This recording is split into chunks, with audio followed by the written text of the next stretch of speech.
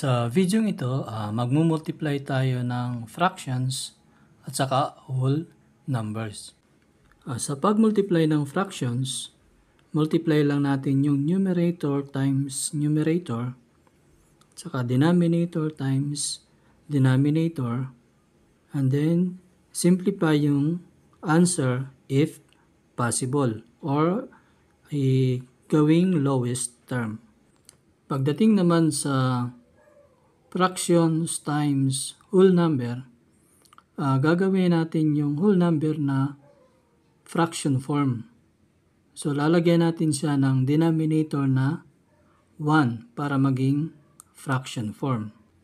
Ngayon, apply na natin yung rule na numerator times numerator at saka denominator times denominator. And then, simplify the answer or gawing lowest term. Ngayon ay kopyahin nyo sa inyong notebook at sagutan itong mga sumusunod.